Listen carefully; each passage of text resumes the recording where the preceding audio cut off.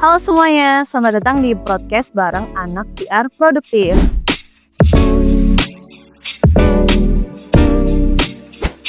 Jadi kali ini di episode pertama aku mau ngobrol santai seputar dunia bisnis. Yang mulai dari baru, terus juga sampai yang udah jalan jauh itu bareng aku Rinjani Kalila. Di sini tuh kita bakal kupas tuntas cerita-cerita di balik layar pelaku bisnis ini. Apa aja yang menarik ya? Yuk langsung aja kita panggil narsum kita.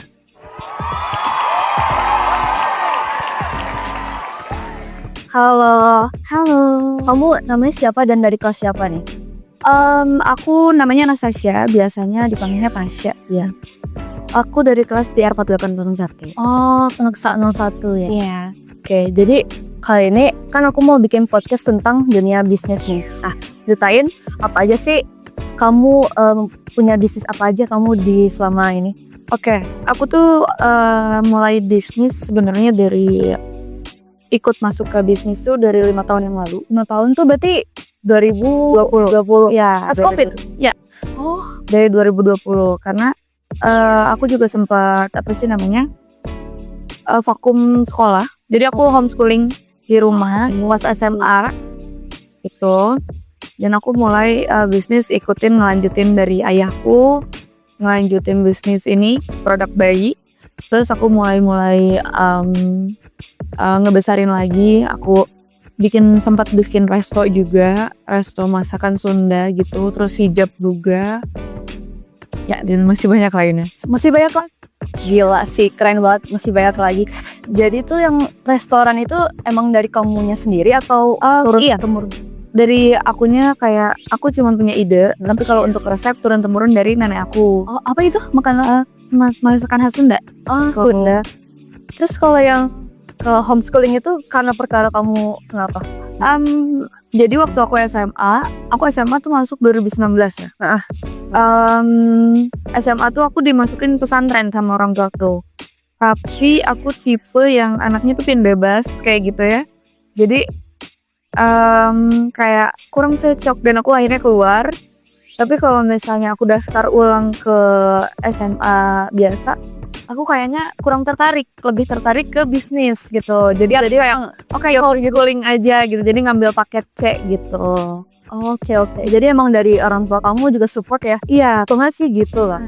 Tuh kan ada beberapa kayak kasus gitu ya, orang tua tuh juga nggak support anaknya gitu. iya.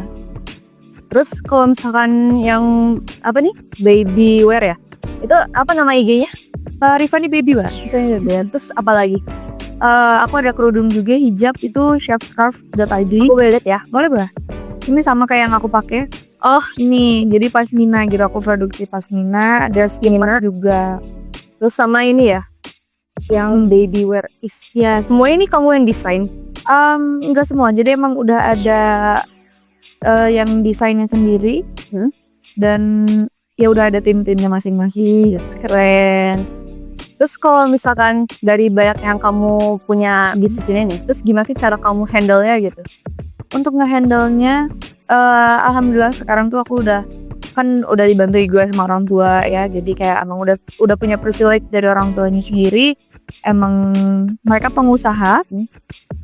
Jadi mereka udah ngajarin aku ini tuh nge-handle ini tuh harus kayak gimana kayak gitu kan. Terus abis itu aku juga ada karyawan yang emang aku percaya untuk kayak misalnya aku bisa keluar tapi usaha aku masih tetap jalan karena udah ada tangan kanan aku ini gitu. Wah, iya keren banget. Jadi benar-benar kamu yang handle juga. Iya, ada tangan kanan aku gitu. Oke deh. Terus apa lagi nih bisnisnya? Bisnisnya aku juga megang kuliner juga di sini. Ada Kebuli 171 yang masih jalan sampai sekarang. Itu Kebuli. Tapi itu bukan punya aku sendiri. Jadi emang bareng juga sama pasanganku. Itu untuk ngejalanin bisnis Kebuli.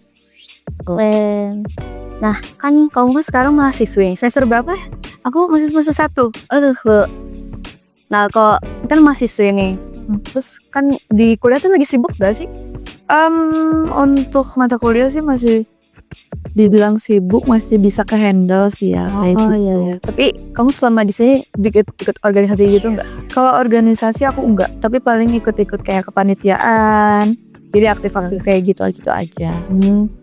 kenapa kalau misalkan kamu mahasiswi nih, terus kamu bakal kebentrok gitu nggak sih? Nah, di sini. Untuk awal iya karena adaptasi, tapi makin kesini aku makin bisa ngehandle-nya karena ya aku komunikasi sama anak kantor juga yang di rumah kayak ya bisa ngejalanin itunya gitu. Gila, keren banget sih. Semoga kamu bisa menginspirasi orang-orang mahasiswa di sana biar bisa mengembangkan bisnisnya ya. Itu juga kesalahan kecil apa sih dalam bisnis yang pernah kamu alamin gitu? Oke, untuk kesalahan tuh yang paling menonjol sih aku rasa di resto. Oh, kenapa? Jadi resto Sunda tuh dulu aku buka Dapur Kabita namanya. Dapur Kabita. Jadi aku udah buka 2 cabang selama 2 tahun. Tapi terpaksa harus tutup karena kesalahannya tuh dari marketing yang kurang, karena kurang ke-handle aja gitu. Jadi kurang ke-kontrol. Nah, makanya kenapa harus terus kalau misalnya kita punya bisnis harus terus dikontrol, harus tahu marketingnya kemana, target marketnya gimana. Nah itu sih, itu kesalahannya. Jadi makanya harus tutup karena emang pemasukannya tuh lebih sedikit daripada pengeluaran yang aku harus keluarin gitu. Jadi emang strategi marketingnya yang kurang ya? Iya. Contohnya apa sih yang strategi marketingnya yang harus dikembangin gitu? Sekarang karena dunianya udah mulai digital segala. Iya benar. Jadi kurang promosi aja, kurang promosi dari digitalnya. Terus emang ekonomi juga kan sekarang emang lagi kayak gini ya. Iya, karena habis COVID dan aku juga salah pemilihan. Untuk pemilihan tempat sih sebenarnya masih oke ya, karena di alun-alun Bandung waktu itu. Di situ kan rame. Iya. Cuman ya karena ketutup juga sama rumah makan apa sih namanya? Rumah makan di sekitaran situ. Ada pokoknya rumah makan kayak Alam Sunda kayak gitu kan, mereka udah pada besar ya. Jadi itu bikin agak susah juga untuk ngepromosiinnya. Oh gitu. Terus sekarang jadinya udah sekarang udah ini lagi. Udah ini. Karena dulu kan tadi ada ini ya, restoran gitu. Terus kalau itu gimana? Aman-aman aja? Enggak, kalau restoran juga ya itu restoran itu yang harus tutup. Oh, yang nasi kebuli itu? Oh, kalau nasi kebuli masih jalan sampai sekarang. Kalau itu bukan restoran sih, lebih ke PKL sih. PKL apa? Kayak pedagang kaki lima gitu, tapi ini pakai tenda. Jadi emang stay di situ atau ada punya cabang lagi? Kalau misalnya kebuli sekarang udah ada 11 cabang. Wah, alhamdulillah. Itu di mana sih?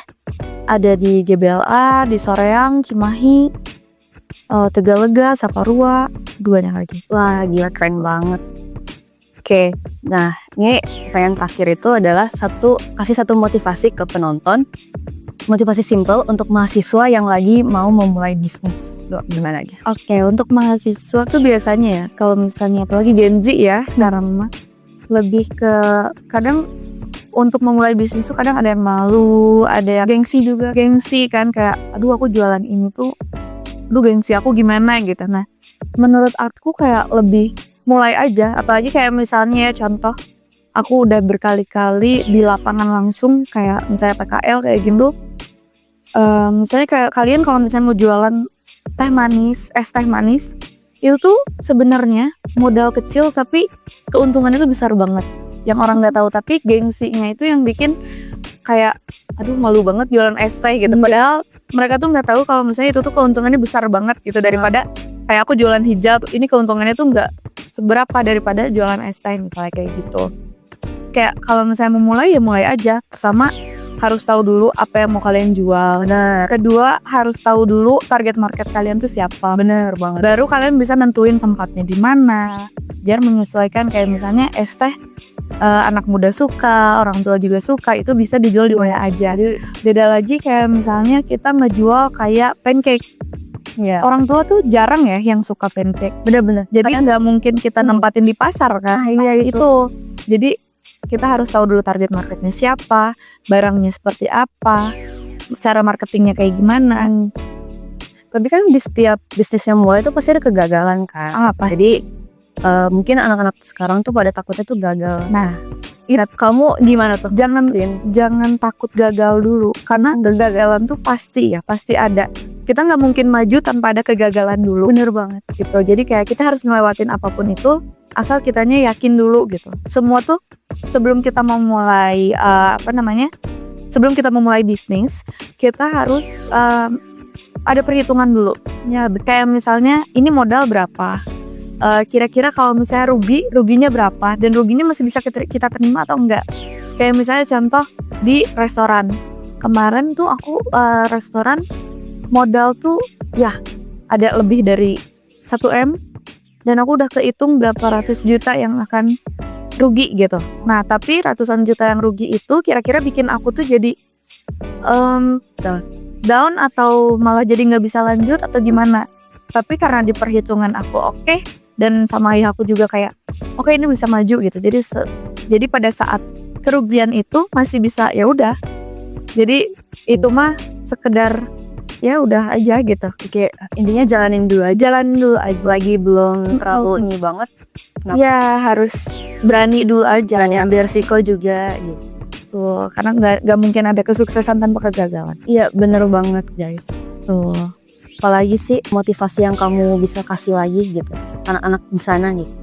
Untuk motivasi lagi sebenarnya ya kayak atau tips-tips aja deh gitu memulai bisnis baru. Untuk memulai bisnis gini deh, kayak banyak tim sih sekarang yang lebih mementingkan passion aku di sini gitu kan. Jangan terlalu terpaku sama passionnya kamu itu. Kayak ya udah jalanin dulu yang emang ada di depan mata dulu. Jangan harus nge-rise yang jauh dulu.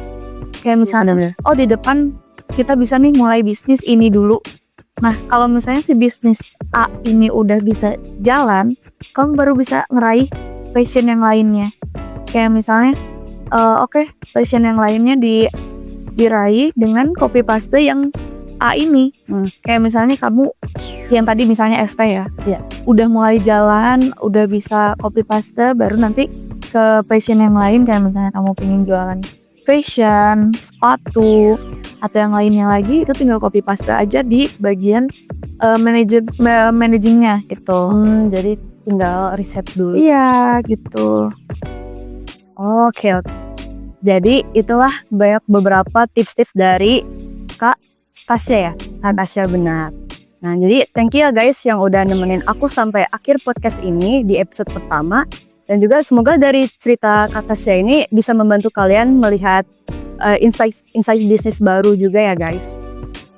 Terus juga melihat juga sudut pandang baru sama berbisnis. Terus kalau kamu suka boleh banget share, komen juga like.